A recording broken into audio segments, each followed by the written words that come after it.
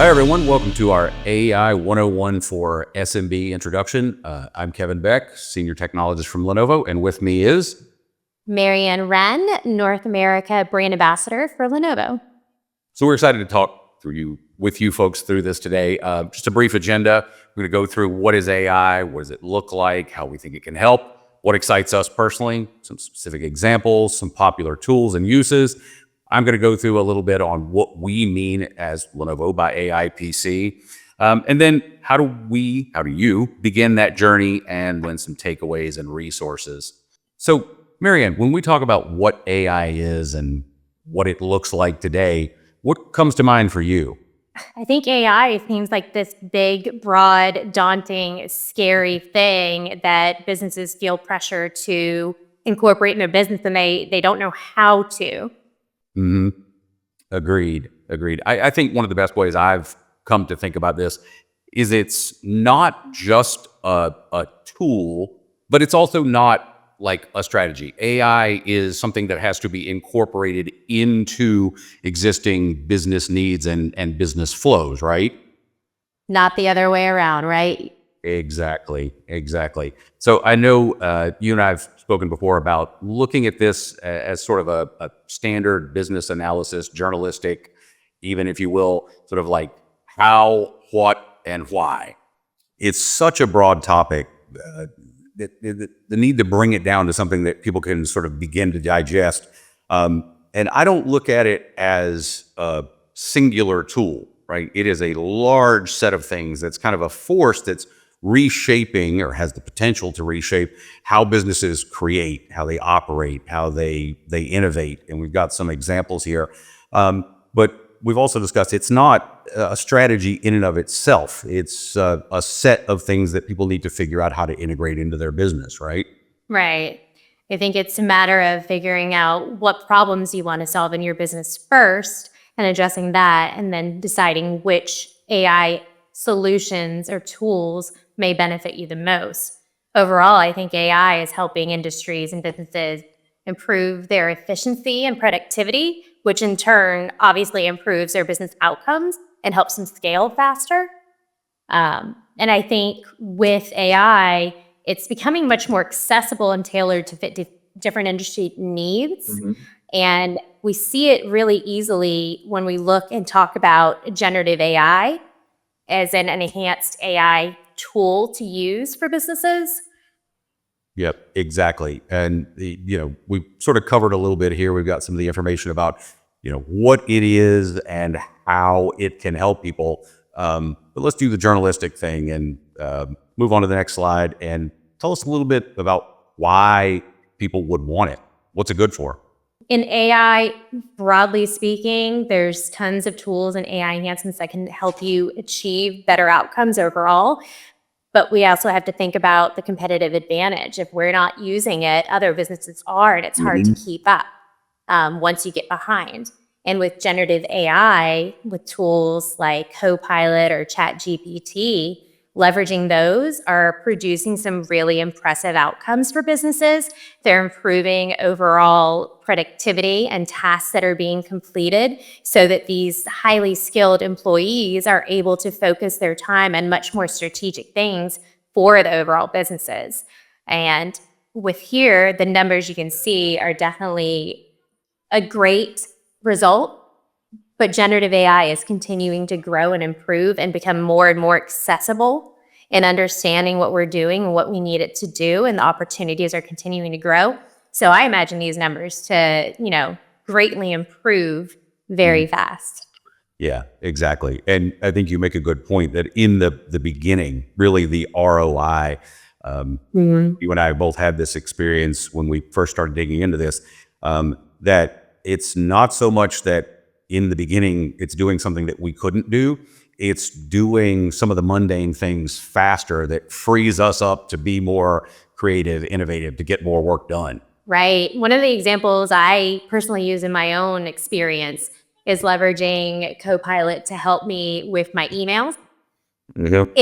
Again, I think of AI as a tool to help me do things that I don't really want to do. And I think most employees on average are spending more than a quarter of their day in their emails. And especially if you were to take some time off and come back, that inbox is like triple the size of what it typically is. And the amount of time for you to go through those emails are useful hours that you could be doing much more strategic, productive tasks that will help the business improve greatly. And with Copilot, for example, I'm even able to go in and ask, can you identify and summarize and outline any unread emails in my inbox? Mm-hmm. Exactly. Call out any specific call to actions of me. And then I can even take it a step further and ask it to help me draft these email responses. And I think the biggest key for users to understand with generative AI is the art of creating effective prompts. I think that people don't realize how strong and in tune it is right now. You can really push back on these prompts and ask more specific things. So even when I'm asking Copilot to help me go through and summarize my inbox and my emails that I haven't read yet, I can even ask it to identify emails specifically for my direct leadership, to highlight those ones for me as priority and flag any critical emails. It's something that would take me several hours, takes me maybe half an hour. Right. And I think that's super important for folks who are not necessarily in their business going to jump into large scale AI across the entire business. I'm going to kind of flip up to the next slide here and bridge what we're talking about to what are the areas as we see it that where AI can really help. And I think you hit some great examples in content creation and using digital assistants.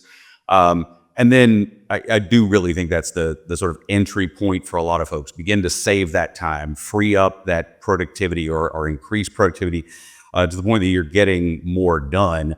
But there's a lot of other areas: code generation, data science, monitoring, simulation, quality control, automation, security and threat management, that are things that we'll get into a little later. But as folks begin to sort of map their business needs to the possibilities of AI, I think they'll begin to discover that there's really a lot that can be done or that it can do for them. And I know we've got a list here of some resources, or rather just some examples, if you will, of things that they're not any of them from us, as a matter of fact, but just an overview of what's out there and what things can be used for. I think Copilot and Chat GPT are the two most commonly used. But I know a lot of folks who use things like Notion and some of the and Tableau for analytics, all things I think that can really make business flows for businesses of any size much better. Productivity flows, I should say. Yeah, no, I definitely agree. And I think that a lot of people, again, they're thinking of AI and tools as these big, large things.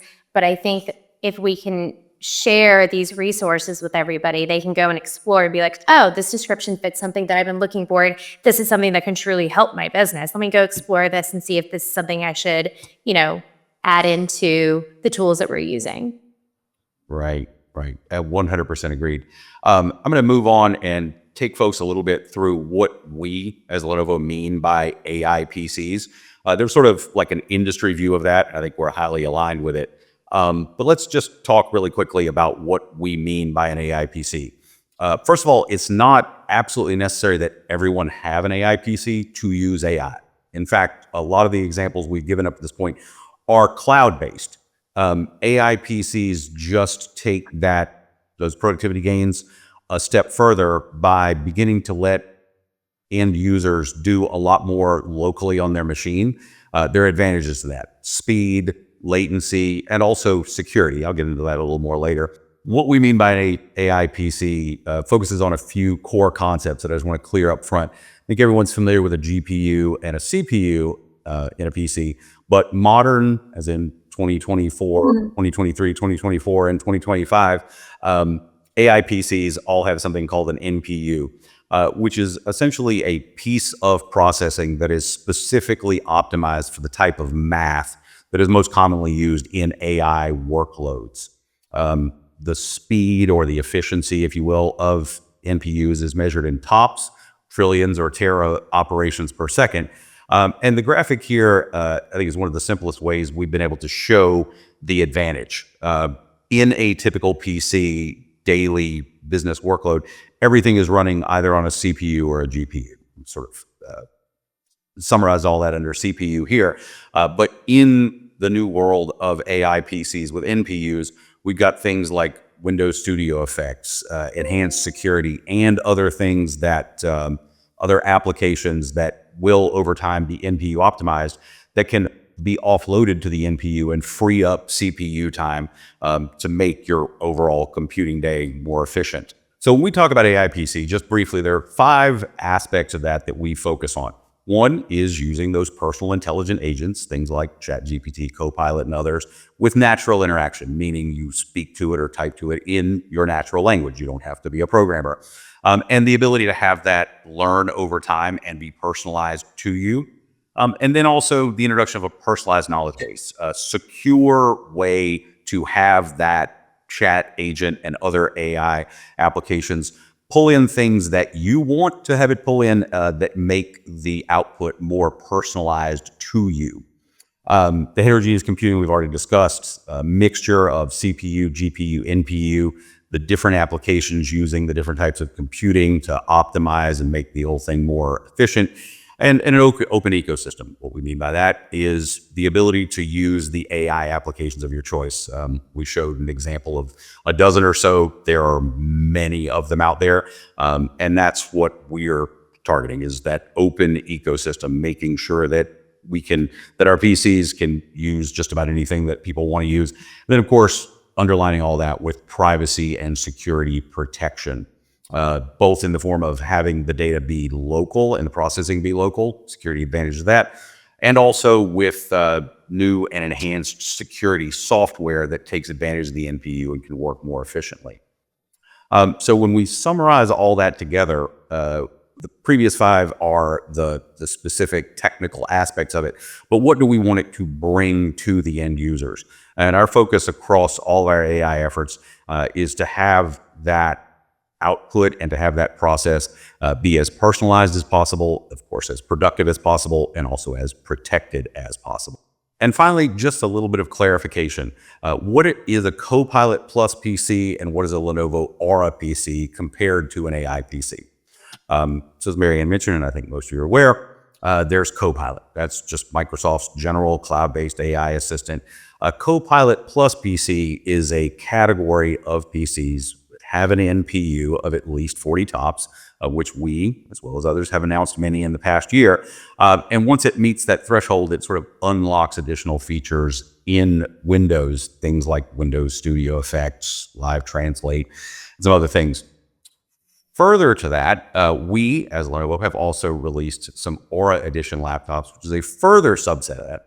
All AI PCs, all Copilot Plus PCs, but have an additional level of smart modes, smart share, smart care, a lot of things that we've added in direct response to a lot of user surveys and research that we've done of how people want to interact with their PCs and what experiences they want to get out of that. Some of the things we've added are AI, some aren't. So bringing all that together, I think, Maryann, the next question is, where do people start with this? It comes down to figuring out what you want to improve and what problems you want to solve in your business. I think a lot of times people are like, okay, I've got to incorporate AI, and they do it a little bit backwards. They're like, okay, what can AI do for me? But I really think it's about thinking and focusing on what your business strategies and goals are, and then figuring out what is the biggest challenge that's taking up more of your time or is hindering you from getting the revenue growth that you're looking for, and starting there. Yeah. And then it's making sure that you have the right data. I think that's a piece that a lot of people forget about. Yeah, absolutely. So the way we have looked at this and the way we've designed the tools that the rest of the series will be taking you through, and things that our partners and our sellers will have access to, is to kind of delineate in these 3 areas that we talked about. Are the business priorities that anyone is looking for, do they generally fall under creation? Is it something that you want or the business wants to, content that they want to create, better design, new processes, insights from advanced data analysis. And then there's things that fall under assistance. We're going to show you some quick examples. And then a further category of how do we transform our businesses with AI. And so very briefly, again, this is a framework of organization of looking at how to map business priorities to AI that we've developed, how to categorize those into creativity, assistance, and transformation, and then matrix those with our experiential focus points of personalization, productivity, and protection. It's a starting place, and again, it's something that we're going to go through deeper in the series and in the materials that we make available to our customers, our sellers, and our partners. Maryann, I think to bring all this together at the end, smarter AI for all is how we summarize it at Lenovo. As far as our mission, it's permeated through everything that we do. And I know that this has been a lot of information for folks to digest, but I've had a lot of conversations. It can be complex, and it is at a very high level complex, but doesn't mean people can't get started easily. Oh, absolutely. It seems like this big, daunting topic when you want to adopt AI and you think it's just for these big businesses to get better outcomes, but it really is something as simple and accessible as a individual user like myself, and using it to save me time in my emails or other activities that I'm doing on a repetitive task kind of flow. It helps me be much more efficient and gain more productivity from that. So it doesn't have to be this big daunting thing, and everybody can take advantage of it. Very, very accessible. And if you need additional resources, Lenovo has a ton of them with Lenovo Pro online. You have links here that you can go back to and explore on your own. But I think it's cool. We have a platform for users to go and see and learn, kind of take an online AI PC business course and see what is an AI PC. Break it down, have that as a reference to go back to. And I know that a lot of these things that we're offering, we're continuing to develop and grow them further to expand and keep up with the way the industry is today. Right. This is just the beginning of a full set of courses and resources for our customers to, again, learn how to implement it, not just top down, but also, as you said, bottom up. Get that immediate benefit for the end users. We just want to say thank you, everyone, for spending this time with us. There's plenty more to come. I'm Kevin Beck. Maryann, Wrenn, thank you.